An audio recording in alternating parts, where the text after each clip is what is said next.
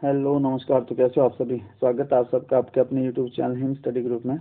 तो आज आपके लिए एक और मॉक टेस्ट हम लेके हाजिर हैं, जिसमें कि आपका इंडियन जीके रहेगा और इंग्लिश ग्रामर रहेगा।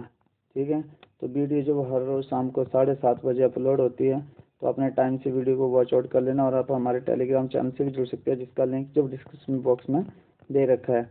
तो आज की जो सीरीज़ है वो हमारे HPGK की है, और ये जो सीरीज़ चली हुई आपके किसी भी एग्ज़ाम के कॉम्पिटिटिव एग्ज़ाम के लिए, चाहे वह HP पटवारी का एग्ज़ाम हो, फॉरेस्ट गार्ड का एग्ज़ाम हो, या हिमाचल प्रदेश पुलिस का एग्ज़ाम हो, या फिर SSC GD के एग्ज़ाम की जो तैयारी कर रहे हैं, SSC GD के एग्ज़ाम की जो तैयारी कर रहे हैं, उन सब के लिए ये जो मॉक टेस्ट है ये मोस्ट इम्पोर्टेंट रहने वाला है। जैसा कि आपको पता है कि आपके SSC GD का एग्ज़ाम भी जनवरी तक में ये होने वाला है। ठीक है, तो सब एग्ज़ाम के लिए जो आपका जनरल जीके चला हुआ इंडियन जीके, इन सब के लिए मॉक टेस्ट मोस्ट इम्पोर्टेंट रहने वाला है। बाकी आपके जो HP पटवारी एग्ज़ाम की या पुलिस एग्ज़ाम की प्रिपरेशन कर लिए हैं, उनके लिए एक दिन HP जीके भी चलता है और इंग्लिश ग्रामर, और एक दिन आपका इंडियन जीके और इंग्लिश ग्रामर चलता है। ठीक है, तो डेली वीडियो आपको 7:30 बजे अपलोड होता है। तो इन तीन सी इन्फॉर्मेशन थी जो आपको देनी थी वीडियो के बारे में। बाकी स्टार्ट करते हैं आज का फर्स्ट क्वेश्चन। तो फर्स्ट क्वेश्चन आपका, भारत का सबसे पहला गृह मंत्री कौन था? तो सबसे पहला गृह मंत्री कौन था? पंडित जवाहरलाल नेहरू थे, सरदार वल्लभ भाई पटेल, श्री बेनी प्रसाद वर्मा, या लाल बहादुर शास्त्री। तो सरदार वल्लभ भाई पटेल जो ये सरदार वल्लभ भाई पटेल ये भारत के सबसे पहले क्या थे? ये गृह मंत्री थे। तो चलते हैं नेक्स्ट क्वेश्चन की ओर। सरदार वल्लभ भाई पटेल इसका राइट आंसर हो जाएगा। नेक्स्ट क्वेश्चन है कि भौतिकी विज्ञान में नोबेल पुरस्कार पाने वाले पहले प्रथम भारतीय कौन थे? तो जो भौतिकी विज्ञान इसमें नोबेल पुरस्कार पाने वाले प्रथम पहले भारतीय कौन थे? ये थे Kailash Satyarthi, J Thomson, mother Teresa, या CV रमन। तो CV रमन थे ये जो भौतिकी विज्ञान में जो नोबेल पुरस्कार पाने वाले पहले जो भारतीय थे, CV रमन। तो CV रमन जो इसका राइट आंसर हो जाएगा। चलते हैं नेक्स्ट क्वेश्चन की ओर। नेक्स्ट क्वेश्चन आपकी, ईस्ट इंडिया कंपनी ने भारत में अपना पहला कारखाना कहाँ पर खोला था? तो ईस्ट इंडिया कंपनी जो इसने भारत में अपना पहला कारखाना कोलकाता में खोला था, मैसूर में, बेंगलुरु में, या सूरत में। तो इसने जो अपना पहला कारखाना खोला था ईस्ट इंडिया कंपनी ने भारत में, वो सूरत में खोला था। तो सूरत इसका राइट आंसर हो जाएगा। चलते हैं नेक्स्ट क्वेश्चन की ओर।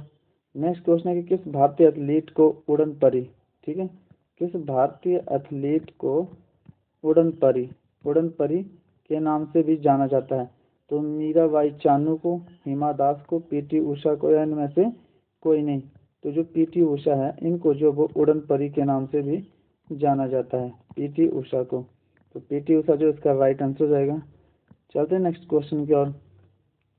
नेक्स्ट क्वेश्चन आपका मोस्ट इम्पोर्टेंट क्वेश्चन है, मोस्ट IMP क्वेश्चन है। ठीक है, इस क्वेश्चन को ध्यान रखेंगे कि भाभा परमाणु अनुसंधान केंद्र कहाँ स्थित है? तो भाभा परमाणु अनुसंधान केंद्र जो वो नई दिल्ली में है, बेंगलुरु में, चेन्नई में है, ट्राम्बे मुंबई में है। तो भाभा परमाणु अनुसंधान केंद्र जो आपका ट्राम्बे मुंबई में जो ये स्थित है। चलते हैं नेक्स्ट क्वेश्चन की ओर। नेक्स्ट क्वेश्चन आपका कि 1928 के बारदोली आंदोलन का नेतृत्व किसने किया था? तो 1928 में जो बारदोली आंदोलन हुआ था, ये बारदोली आंदोलन जब 1928 में हुआ था, तो इसका नेतृत्व किसने करा था? तो बारदोली आंदोलन का नेतृत्व आपके पंडित जवाहरलाल नेहरू ने करा था, सरदार वल्लभ भाई पटेल ने करा था, महात्मा गांधी ने करा था, बाल गंगाधर तिलक ने करा था। तो जो बारदोली आंदोलन था, इसका जो आपका नेतृत्व किया था, ये सरदार वल्लभ भाई पटेल ने करा था। सरदार वल्लभ भाई पटेल ने जो इसका नेतृत्व किया था। तो चलते हैं नेक्स्ट क्वेश्चन की ओर। नेक्स्ट क्वेश्चन आपका, भारत के प्रथम वित्त मंत्री कौन थे? तो भारत के प्रथम वित्त मंत्री कौन थे? पंडित जवाहरलाल नेहरू, डॉक्टर राजेंद्र प्रसाद, षणमुख शेट्टी, या बाल गंगाधर तिलक। तो षणमुख शेट्टी जो थे ये भारत के प्रथम वित्त मंत्री थे। चलते हैं नेक्स्ट क्वेश्चन की ओर। नेक्स्ट क्वेश्चन है, ये भी मोस्ट IMP क्वेश्चन आपका, कि भारतीय वन अनुसंधान संस्थान कहाँ पर स्थित है? तो ये शिमला में है, देहरादून में है, पटना में है, या मध्य प्रदेश में है? तो भारतीय जो वन अनुसंधान संस्थान है आपका, ये देहरादून में स्थित है, देहरादून में। और देहरादून कहाँ पड़ता है? उत्तराखंड में। देहरादून आपका पड़ता है उत्तराखंड में। देहरादून में स्थित है भारतीय वन अनुसंधान संस्थान। चलते हैं नेक्स्ट क्वेश्चन की ओर। नेक्स्ट क्वेश्चन है आपका, राष्ट्रीय ध्वज की लंबाई और चौड़ाई का अनुपात क्या, लेंथ और ब्रेथ का अनुपात क्या राष्ट्रीय ध्वज की? तो ये 2:3 या 3:2 है, 2:2 है या 2:1 है। तो इसका जो अनुपात है वो है 3:2। तो लेंथ और ब्रेथ का अनुपात 3:2 है। चलते हैं नेक्स्ट क्वेश्चन की ओर। नेक्स्ट क्वेश्चन आपका कि भारत की सबसे पुरानी पर्वत श्रृंखला कौन सी है? तो भारत की सबसे पुरानी जो पर्वत श्रृंखला है वो कौन सी है? वो हिमालय है, कंचनजंगा है, अरावली है, इनमें से कोई नहीं। तो भारत की जो सबसे पुरानी पर्वत श्रृंखला है वो है आपकी अरावली। अरावली जो ये भारत की सबसे पुरानी पर्वत श्रृंखला है। तो ये थे 10 क्वेश्चन आपके इंडियन जीके के। अब रहेंगे 10 क्वेश्चन आपके इंग्लिश ग्रामर के। तो इंग्लिश ग्रामर के भी आज मोस्ट इंपोर्टेंट क्वेश्चन जो आपके सामने हम लेके हाजिर है। तो स्टार्ट करते हैं फर्स्ट क्वेश्चन। तो फर्स्ट क्वेश्चन इंग्लिश ग्रामर का, ही डैश नाउ। ठीक है, तो यहाँ आके क्या भरा जाएगा? He read now, he reads now, he was reading now, या ही इज रीडिंग नाउ। तो इसमें क्या भरा जाएगा? तो क्या भरा जाएगा इसमें? तो इसमें जो भरा जाएगा आपको ध्यान रखना है कि जहाँ पर भी नाउ आ जाए, ठीक है, जहाँ पर भी नाउ आ जाए या फिर दीज डे आ जाए, ठीक है, या फिर एट प्रेजेंट आ जाए, लास्ट में एट प्रेजेंट आ जाए, या फिर एट दिस मोमेंट आ जाए, एट दिस मोमेंट आ जाए, ठीक है, या करंटली आ जाए। ये सारे शब्द जब लास्ट में लगे हो तो वो जो सेंटेंस आपका टेंस बनता है वो बनता है आपका प्रेजेंट कंटिन्यूज में। ठीक है, प्रेजेंट कंटिन्यूज आपने ध्यान रखना है। तो ही इज रीडिंग नाउ क्या आ जाएगा? He is reading now. ये थोड़ा सा आपने जो बहुत ध्यान रखना है, ये मोस्ट इंपॉर्टेंट है आपके लिए, क्योंकि अपकमिंग एग्जाम में अब जैसे जैसे पूछे जाएंगे इजीली नहीं पूछे जाएगा। ठीक है, अगर आपको टेंस से आपका फिलिंग द ब्लैंक्स आता है तो ऐसे कॉम्प्लिकेटेड पूछे जाएंगे।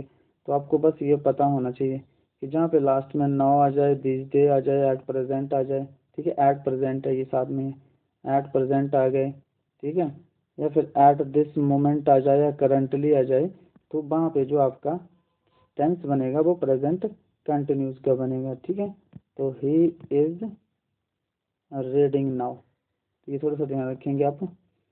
तो चलते हैं नेक्स्ट क्वेश्चन की ओर। आई होप आपको क्लियर हो गया भाई। बस आपको ये शब्द ध्यान रखने हैं, बस ये शब्द आपके माइंड में रहेंगे तो आपको पता लग जाएगा कि यहाँ पे जो ये क्या भरा जाएगा, कि प्रेजेंट इंडेफिनिट भरा जाएगा या प्रेजेंट कंटिन्यूस या पास्ट का। तो ये सारे वर्ड जो आपने याद रखने हैं। तो चलते हैं नेक्स्ट क्वेश्चन की ओर। तो नेक्स्ट क्वेश्चन आपका कि the earth dash around the sun. तो earth move round the sun, earth moved round the sun, earth moving round the sun, या earth moves round the sun. तो आपको पता है कि ये क्या यूनिवर्सल ट्रुथ है। ठीक है, यूनिवर्सल ट्रुथ है। ठीक है, हेवनली बॉडी पार्ट बोल सकते हैं इसको, कि हेवनली बॉडी पार्ट है ये। तो जो आपके यूनिवर्सल ट्रुथ होते हैं या हेवनली बॉडी पार्ट बोल लीजिए, उसको जो हमेशा किस में लिखा जाता है? प्रेजेंट इंडेफिनिट में लिखा जाता है। तो यह आ जाएगा अर्थ मूव्स राउंड द सन। अब अर्थ सिंगुलर है तो हमने मूव्स करेंगे, क्योंकि मूव जो ये प्लूरल होता है। मूव ये क्या है? प्लूरल है। मूव प्लूरल है और मूव्स ये सिंगुलर है।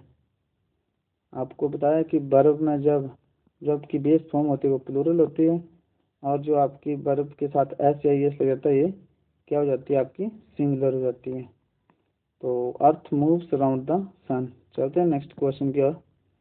नेक्स्ट क्वेश्चन है कि mister Anil has worked in this company since 1995। तो आपको ये टेंस बताना है कि कौन सा है, प्रेजेंट परफेक्ट कंटिन्यूस का, प्रेजेंट कंटिन्यूस का, पास्ट परफेक्ट कंटिन्यूस का, या प्रेजेंट परफेक्ट कंटिन्यूस का है। तो Anil has worked in this company since 1995। तो ये जो टेंस है आपका ये किसका है? पास्ट परफेक्ट का, सॉरी प्रेजेंट परफेक्ट का। तो ये जो टेंस आपका ये प्रेजेंट परफेक्ट टेंस है। सिंस 1995 तो आया है, लेकिन जो आपका ये टेंस होता है प्रेजेंट परफेक्ट टेंस, इसको प्रेजेंट परफेक्ट कंटिन्यूस के अर्थ में भी यूज़ किया जाता है। ठीक है, तो बस आपको पहचानना होता है कि है कौन सा। सिंस को देख के आप ये नहीं करेंगे प्रेजेंट परफेक्ट कंटिन्यूस। बस सिंस तो एक टाइम दे रखा है कि हाँ फिक्स पॉइंट ऑफ टाइम दे रखा है कि इस टाइम पे जो अनिल इस कंपनी में काम कर रहा है। तो आपने हमेशा फॉर्म देखनी है। वर्ब की थर्ड फॉर्म लगी है, हेल्पिंग वर्ब लगी है, हैज हैव, ये प्रेजेंट परफेक्ट में आती है। ठीक है, तो Anil has been worked in this company since 1995, present perfect tense. चलते हैं नेक्स्ट क्वेश्चन की ओर। नेक्स्ट क्वेश्चन है कि when we were sleeping Ashish dash, क्या आशीष इज कमिंग आ जाएगा, आशीष केम आ जाएगा, आशीष कम्स आ जाएगा, या आशीष वाज कमिंग आ जाएगा। तो यहाँ पे आपने थोड़ा सा ध्यान रखना है कि पास्ट में जब एक काम हो रहा हो, ठीक है, जब पास्ट में जब कोई काम मतलब जारी जारी है और उसके बीच में कोई दूसरी घटना हो जाती है, तो वो जो घटना होगी आपकी दूसरी, उसको आप पास्ट इंडेफिनिट टेंस में बनाएंगे।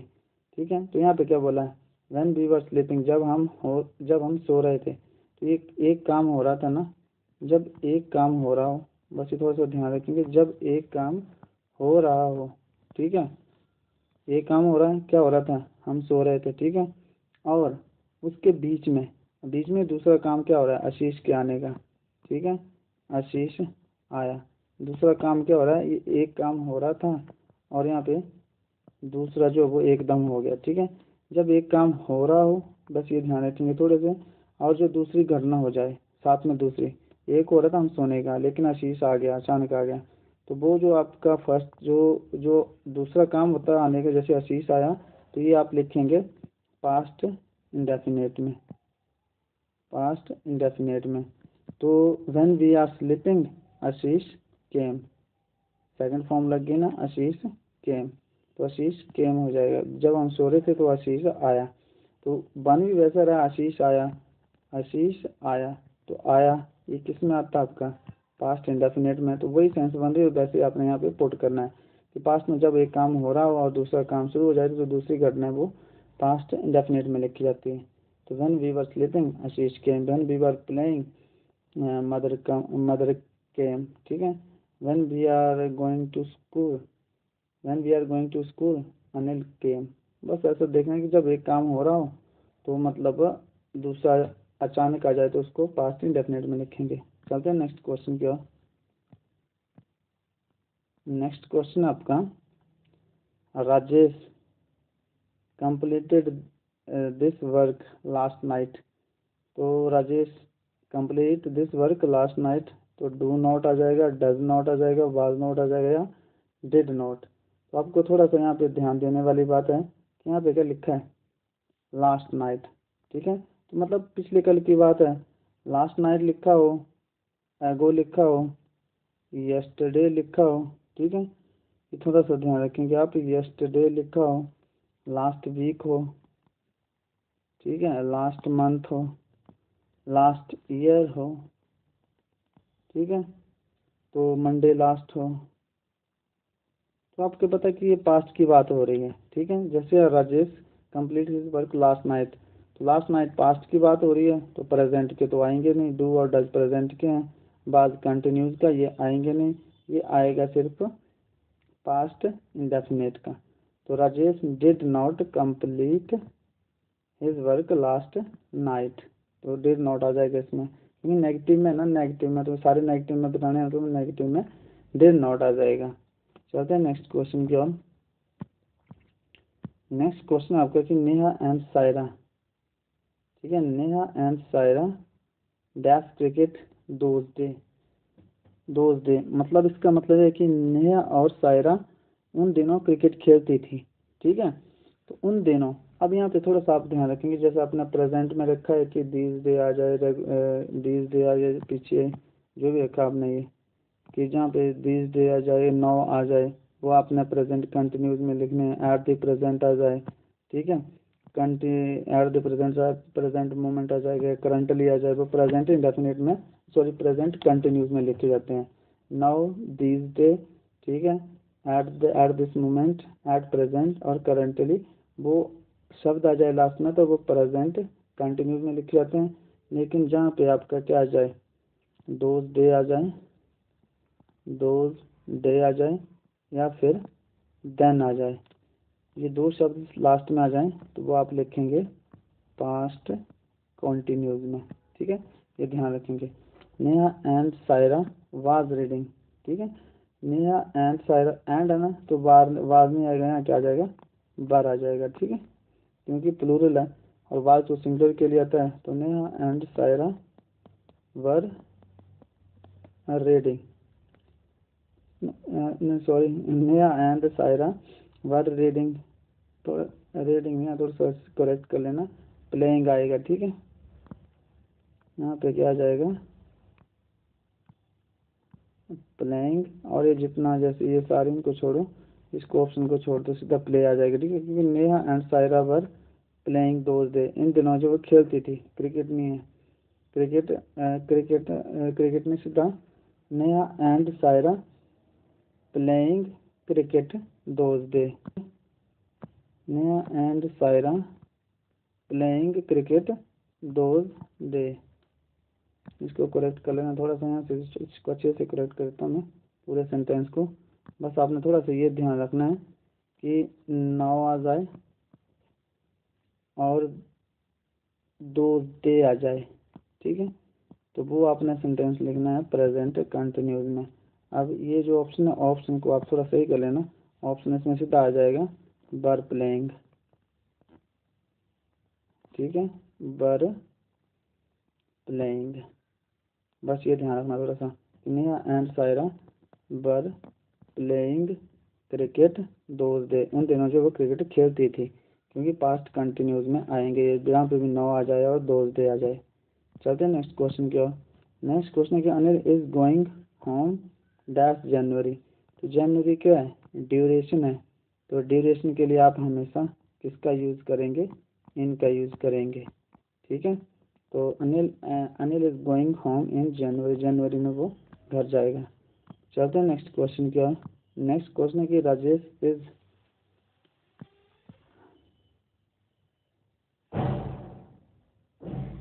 इसको सेंटेंस को थोड़ा करेक्ट कर लेना, ये करेक्ट नहीं है, जा रहा है नहीं, इसका मतलब तो हो गया जा रहा है, इसका होगा ये अनिल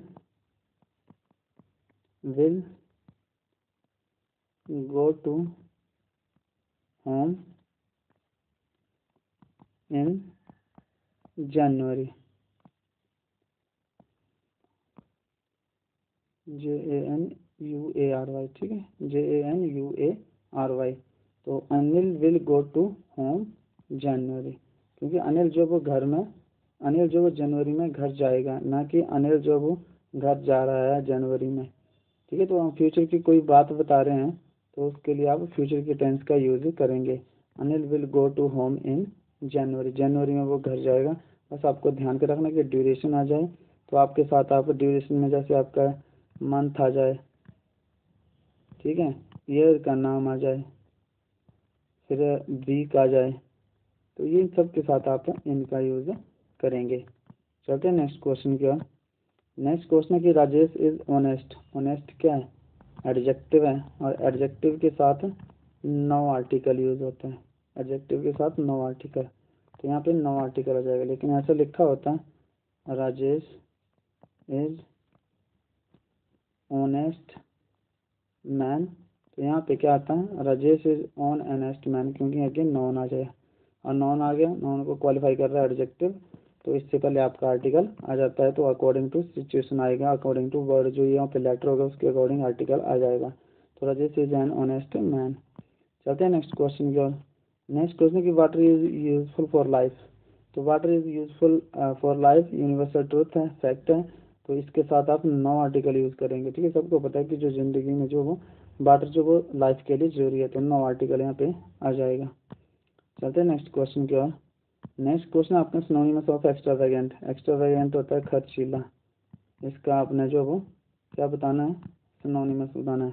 तो इकोनॉमिकल भी होता है कम खर्च करने वाला, मॉडरेट भी जो नर्म दिल का होता है कम खर्च करता है उसको बोलते हैं, मीगर भी जो होता है तुच्छ होता है, अल्प बिल्कुल कम होता है उसको मॉडरेट बोलते हैं, एक्सेसिव होता है खर्चीला, ज़्यादा खर्च करने वाला, एक्सेसिव हो गया, या फिर लैविश, ये दोनों ज़्यादा खर्च करने वाले होते हैं, तो एक्सेसिव इसका राइट आंसर हो जाएगा। तो ये थे आज के 20 क्वेश्चन, 20 में से आपका स्कोर कितना हुआ अपने कमेंट सेक्शन में कमेंट करके जरूर बताना है। तो मिलते हैं नेक्स्ट सेशन में, तब तक के लिए जय हिंद जय भारत।